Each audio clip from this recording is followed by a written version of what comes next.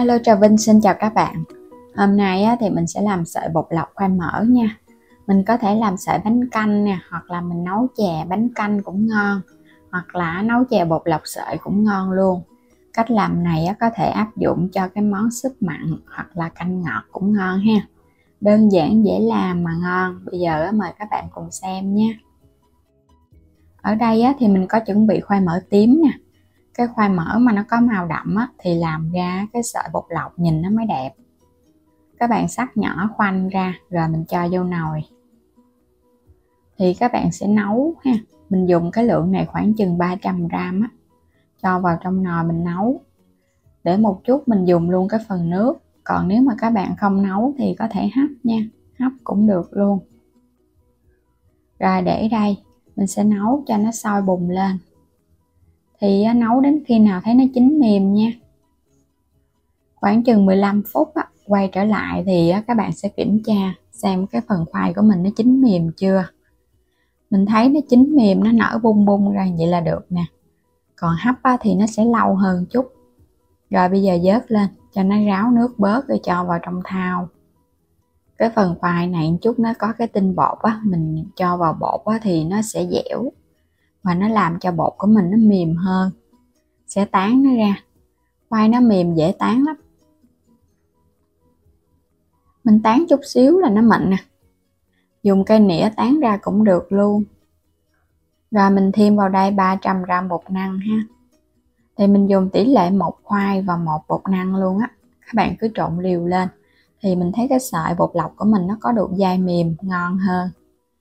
Trộn cho thật đều. Nó sẽ phủ đều cái phần khoai, bột nó sẽ ấm ấm. Rồi cái quay qua cái nồi nước luộc hồi nãy. Mình sẽ nấu cho nó sôi lên trở lại nha, rồi mới múc vô bột. Nếu mà nó không sôi mình cho vào bột là nó sẽ bị chảy. Còn cho nó sôi vậy nè, mình múc mình rưới đều vào trong bột thì bột của mình nó lấy trùng, nó dẻo và nó không bị chảy. Rồi trộn đều lên. Cái lượng nước này thì mình cho vô từ từ nha, tùy theo cái độ hút nước của bột nữa. Nếu thấy khô thì mình hãy múc rồi mình cho vô tiếp. Cho vô thì mình trộn đều lên để cho nó nóng, nó phủ đều cái phần bột, giúp cho bột của mình nó lấy trùng. Rồi bây giờ mình sẽ nhồi ha, cho nó nguội bớt một chút rồi các bạn dùng tay mình nhồi dẻo lại. Trong lúc nhồi mà mình thấy nó có hơi nhão thì mình thêm chút bột năng. Còn nếu mà thấy nó hơi khô thì mình cứ thêm chút nước luộc khoai, mà nhớ là nó phải sôi nha. Nhồi cho khối bột của mình nó dẻo mịn và nó quyện thành khối. Khi mà kéo ra nó không có bị đứt thì bột của mình nó mới được. Rồi mình phủ thêm một ít bột năng nữa. Các bạn sẽ chia cái bột này ra để mình cán ha. Chia ra khoảng làm 3 cái phần bột. Cán cho thật là mỏng ra để mình cắt sợi. Nhớ phủ bột nha, không thôi là nó bị dính lắm á. Bột của mình nó dẻo và nó có độ mềm. Rồi các bạn phủ thêm bột áo cái mình cắt sợi ra. Cái bước này có thể xe cho nó tròn lại.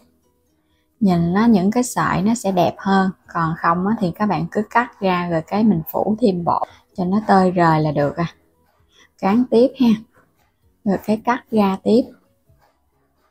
Mình cắt xong cái mình xe nó lại. Thì cái sợi bánh của mình nó sẽ có 2 cái đầu nhọn nhìn nó dễ thương hơn. Bên cạnh đó thì mình có làm thêm những cái viên tròn nè. 2 loại ha. Cái loại thì sợi dài, cái loại thì viên tròn. Mình làm xong thì nhớ là phải phủ thêm bột nha, không thôi là nó sẽ bị dính vào nhau. Những cái sợi này nó không có tách rời ra thì chút nữa mình cho vào nước luộc nó không có đẹp đâu. Bắt sẵn nồi nước sôi thì nước nó sôi bùng lên thì các bạn hãy thả những cái viên bột này vô. Làm vậy nó không có bị dính chùm và nó không có bị tan ra đó. Mình thả vào nước sôi nó giúp cho cái mặt bột ở bên ngoài nó se lại. Rồi cái mình khuấy đều vậy nè, để cho nó tròn đều. Để yên thì mình nấu cho nó sôi bùng lên ha. Cho những cái viên bột này nó nổi đều lên trên cái mặt nước là nó sẽ chín. Nhìn cái màu nó cũng tím tím nè. Các bạn sẽ vớt nó lên. Vớt lên hết rồi cái thả vào trong cái thau nước nha, để rửa cái phần bột này lại. Tiếp theo thì mình dùng ở đây 200g đường là khoảng 1 chén vậy nè. Bên đây là mình có 2 muỗng canh bột bán, ngâm nước trước cho nó nở mềm để nấu chè. Nửa lít nước cốt dừa nha, nước cốt đặc thì nó béo ngon. Dằn thêm chút muối nữa để chè nó đậm đà hơn. Và đây là vài cái cọng lá dứa nè, các bạn cũng có thể thay bằng vani. Rồi bây giờ mình sẽ cho cái phần bột bán đã rửa sạch vô ha. Rồi cái cho lá dứa vô luôn. Ở đây là mình dùng nửa lít nước để nấu cho nó sôi lên, rồi cái mình cho tiếp nước cốt dừa vô. Bột bán đã ngâm nở rồi thì mình nấu nó cũng nhanh. Rồi cái mình nêm đường luôn ha. Hoặc là các bạn không có ngâm bột bán trước thì các bạn phải nấu bột bán cho nó sôi một hồi đi, hả thêm nước cốt dừa vô. Làm vậy thì nước cốt dừa của mình nó không có bị mất cái vị béo. Khuấy đều cho nó sôi trở lại. Lúc này thì mình thấy bột bán nó cũng trong rồi đó. Rồi, vậy là được rồi ha. Nó sôi bùng, bột bán nó cũng trong rồi, là nó cũng chín bớt rồi đó. Cái mình thêm cái phần bột lọc đã luộc vô. Các bạn cứ để yên và mình nấu tiếp nha. Bột lọc thì mình rửa sơ với nước. Rồi cái mình để cho nó ráo thả vào trong cái nồi chè thì nó không có bị dính cái nước bột. Mình nấu chút xíu nữa cho nó sôi bùng lên để cho cái nồi chè của mình nó ngấm đều cái phần đường và bột bán nó sẽ trong veo trở lại nữa là nó chín nè. Nồi chè đã làm xong. Cái phần khoai mỡ thì nó có cái màu tím nhạt nhạt. Cái sợi bột lọc mà kết hợp thêm khoai mỡ nó có độ dai và độ dẻo dẻo mềm mềm. Ăn nó cũng ngon lắm các bạn. Nếu thay vì mình sẽ làm bằng cái khoai lang hoặc là khoai tây, nhưng mà kết hợp thêm khoai mỡ thì mình thấy cái sợi bột lọc ăn nó ngon hơn. Nó dẻo dẻo và nó có cái độ dai dai từ bột năng nè. Cho thêm nước cốt dừa và bột bán nữa, nó sệt sệt. Màu sắc thì nó vừa thôi chứ nó không có quá đậm đâu. Chè nhìn ngon ha.